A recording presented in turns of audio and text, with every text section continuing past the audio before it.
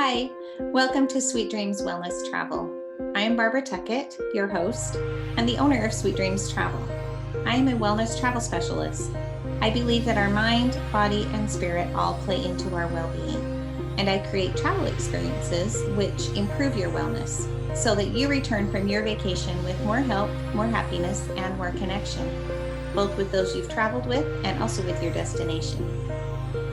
In these episodes, I explore travel and wellness experiences, giving you ideas and recommendations, and also interviewing people who have firsthand experience of the places where you may want to go next. Welcome, let's get started.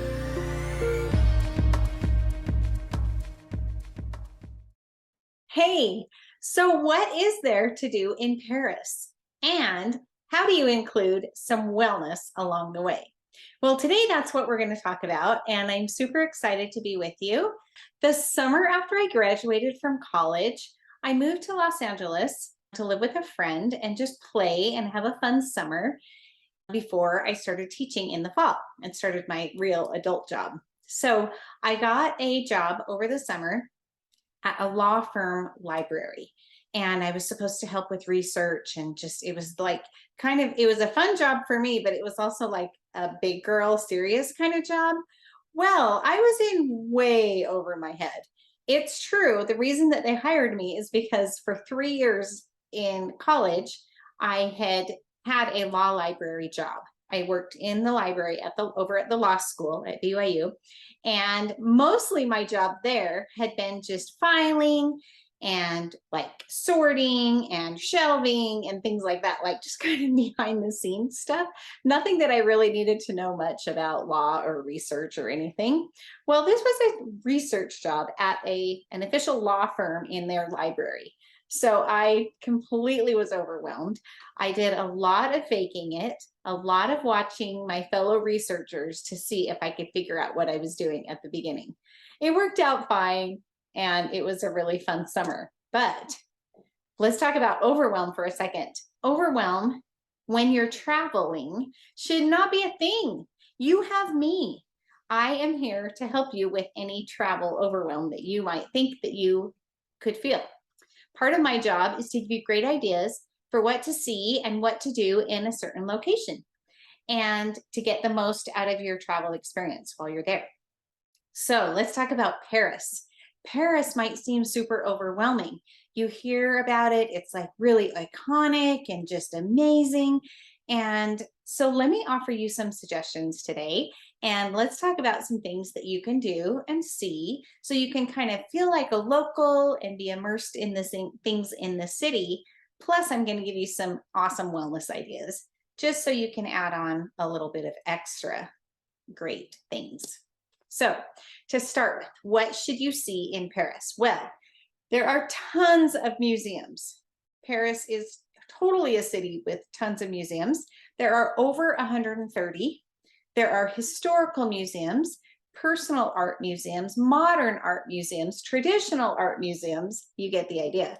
There's science museums, kids museums, museums just made of monuments. There are special focus museums, church-based museums.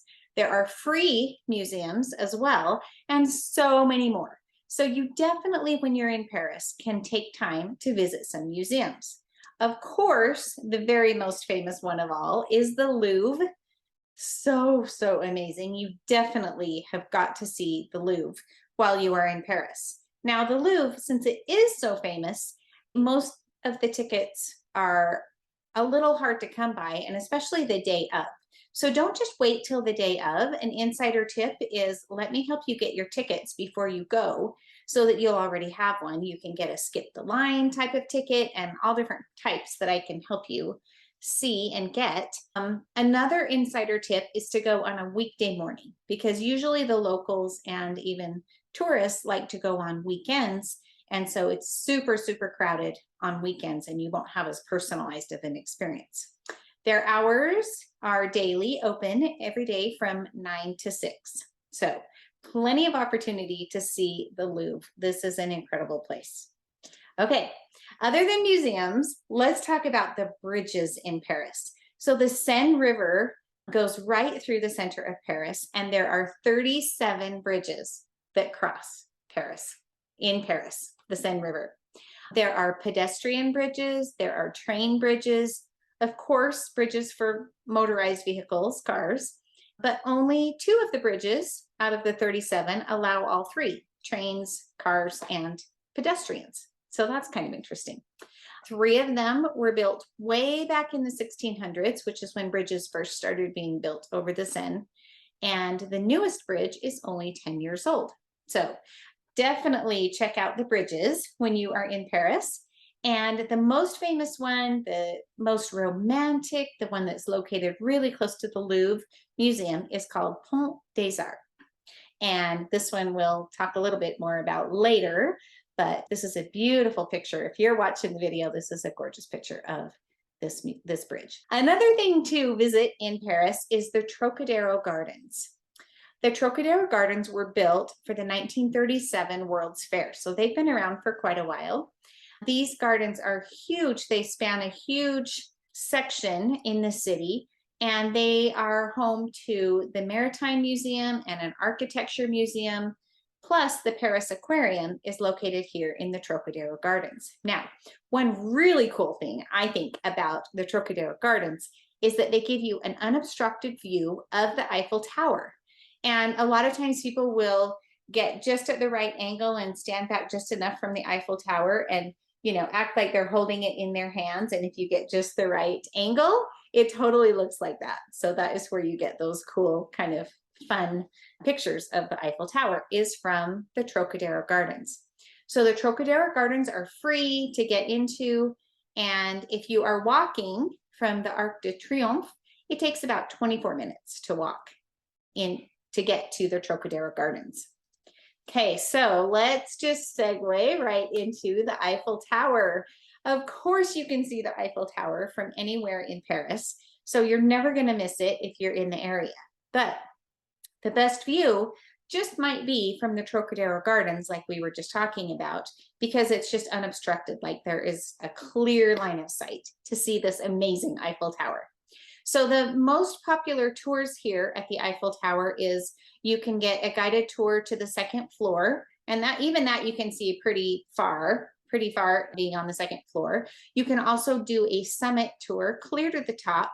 Another really popular way to see the Eiffel Tower is going on a short Seine River cruise. So just go on one of the boats that's floating up and down the Seine River, and you can get a fun view of the Eiffel Tower from here too. Okay. Now, one thing not to miss, which you'll be sure to see in a way if you are in Paris, is the nightly light show of the Eiffel Tower. So every single night, there is a nightly light show that lights up the whole Eiffel Tower. And it's just really cool and really amazing. You can see it the best from the Trocadero Gardens, of course, because that's the unobstructed view. It begins every single night right as it gets dark. So the time varies from, you know, depending on whether you're there in the summer or winter or whatever, but right as the sun goes down. And what happens is it doesn't just turn on and then stay on, but the lights turn on and they shine for 5 minutes every hour on the hour up until midnight. It has been until 1 a.m., but in order to conserve energy, they really recently changed it. So now it is stopping at midnight. So make sure you are in a good place where you can see the light show of the Eiffel Tower. It is free and it is so magical. Like, it's just amazing. They do have, this is kind of an interesting side note, I think.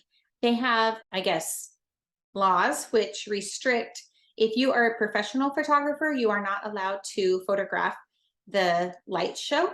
But if you are not a professional photographer, that you're going to post these light shows anywhere professionally, you are welcome to take as many pictures as you want.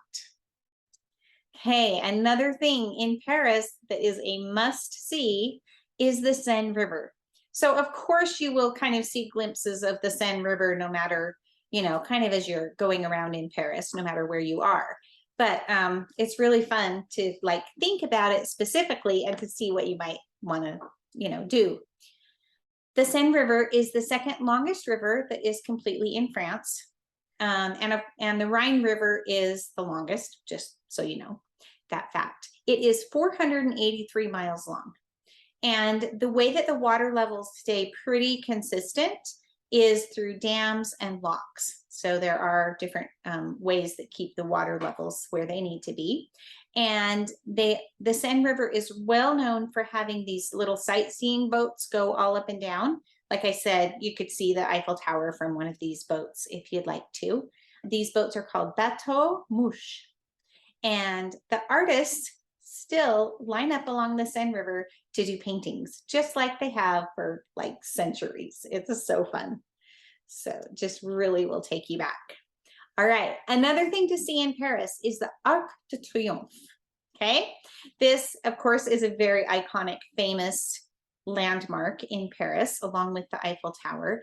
It's on the west end of the Champs-Elysees, and it's in a place called the Place Charles de Gaulle, who was a famous French general, Charles de Gaulle. It's also called the Place d'Étoile, which is the place of the star, just because it's this big, wide open, star-shaped place. So this arch, this great big, I know, heavy kind of arch, stone arch, was built in honor of the soldiers who fought for France in the war, different wars, especially the Napoleonic War. That was when it was constructed. It has French generals' names that are engraved inside and along the top of the arch. So that is really cool.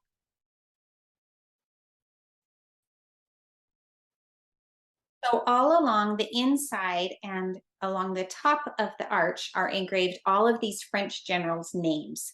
So that is really cool also about this fun Arc de Triomphe.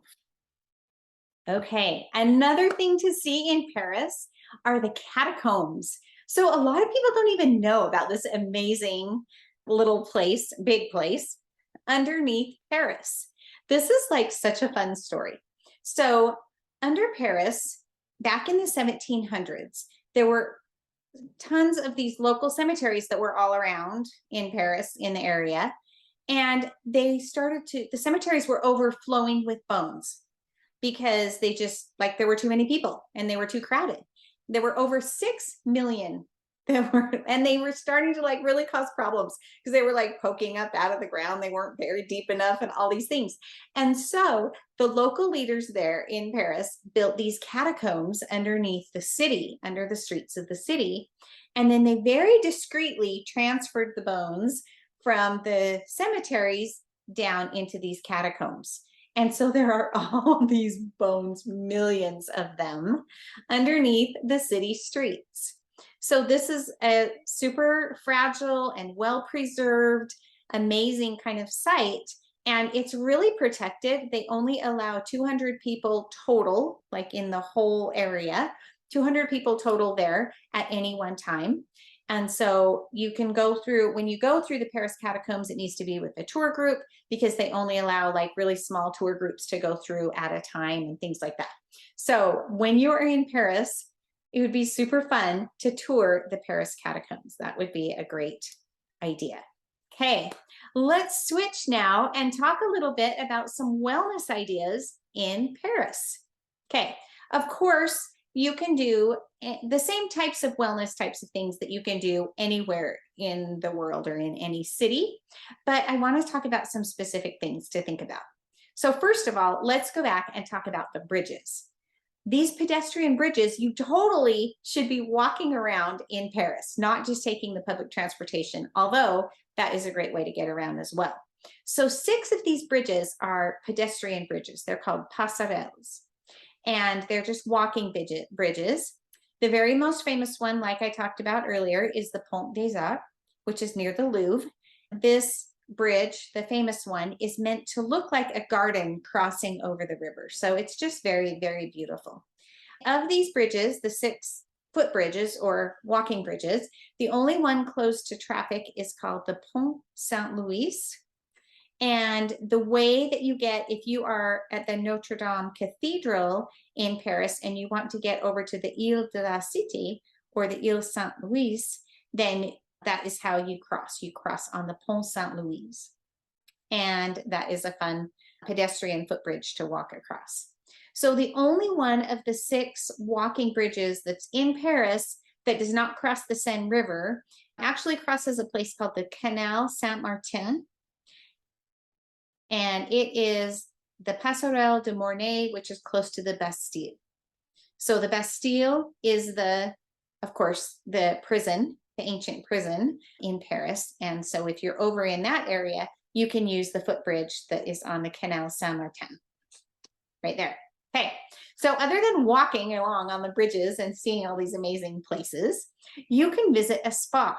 Just for example, like there are millions of spas. There are probably not millions, but there are so many spas that you could visit. But just for example, there are so many that are around the Jardin de Trocadero, the Trocadero Gardens.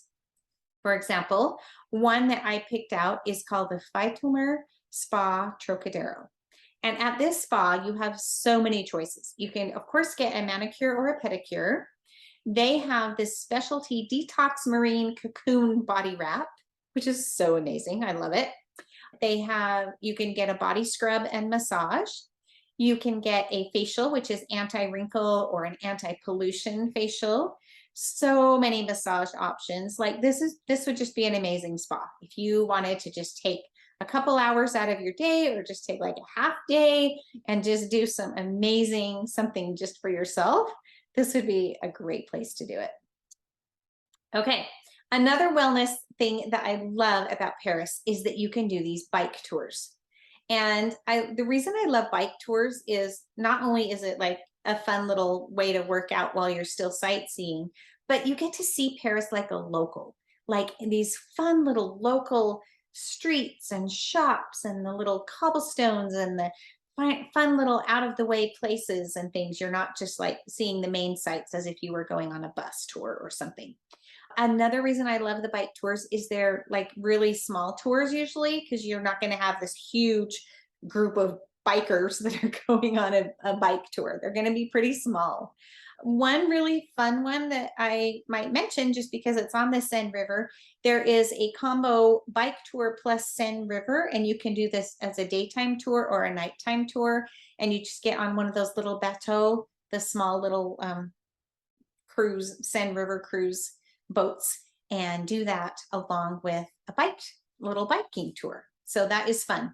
Another super fun one is the Versailles bike tour, and so that is a great way to see Versailles. It includes a skip the line entrance to the Versailles Palace. So that's kind of a cool one to do also, because you don't have to walk everywhere, but you can bike and get around a little faster, but still see everything and also get into the Versailles Palace. So I love bike tours for a wellness option as well. Okay, so remember how we talked about Overwhelm? I don't want you to be overwhelmed if you ever go to Paris. And if you wanted to go to Paris and have an even less overwhelming time, you should totally come with me. I am going to Paris October of 2023. It's going to be the beginning of my Seine River cruise that I'm going to go on this 7-day river cruise all the way down the Seine River. And it starts in Paris. Now, before the cruise starts, so the cruise starts on October 14th, but the cruise line, the river cruise line, Waterways, has a 2-day pre-cruise extension that if you wanted to come to Paris 2 days early and do kind of their all-included fun touring and experiences, you'd get the hotel stay and you'd get, breakfast every day, and you'd get the included touring that comes with that. Then part of the included pre-cruise touring, you get to see this little authentic village. It's still part of Paris, but it's an authentic village with cobblestone streets and basilicas and bistros. It's called Montmartre, and it is one of the days pre-cruise. Another pre-cruise little touring option that you get is called the Workshop of Lights, and this is so cool. It's over 140 projectors. They have video and sound, and it's like this cool art exhibition thing and with lighting, and anyway, so it's really cool. So those are just a couple of the things that you would get included, and there's others too, but that's just highlighting a couple of the things if you wanted to do the pre-cruise inclusion with the cruise line. Even if you just were to fly in and start the cruise on the 14th of October, the included things that you would already get just with your cruise would be, you would get to see the Latin Quarter in Paris, Sorbonne University, which is the University of Paris, really cool old building, the 400-year-old Luxembourg Gardens, the Champs-Elysees, which is the most famous street in Paris. It's lined with cinemas and these little quaint little sidewalk cafes, these amazing luxury specialty shops. You also would get to see the Arc de Triomphe and the Eiffel Tower. So many included things just with the cruise itself. And the cruise is going to be super amazing. So I have included lots more details about the other stops that we're going to have besides just Paris in previous videos and podcasts and posts. And you can check the show notes and I will have links to more information about this whole thing. But the bottom line, avoid overwhelming Paris. Hopefully this episode has been helpful to you if you are planning a trip to Paris for some things that you can see and do. If you want to come with me, plan to come October 14th through the 21st in 2023. Let me know, contact me if you want more information. The sailing is called Impressions of the Seine and Paris, and it will be so amazing. Can't wait to see you there. Talk to you later. Thanks for joining me today. If you've enjoyed this episode, please like, share, subscribe, or leave a review. If you'd like to contact me about a vacation, the best way is to visit my website, sweetdreamstravel.net. To connect on social media, you can find me on Facebook, Instagram, Pinterest, or LinkedIn. See you next time.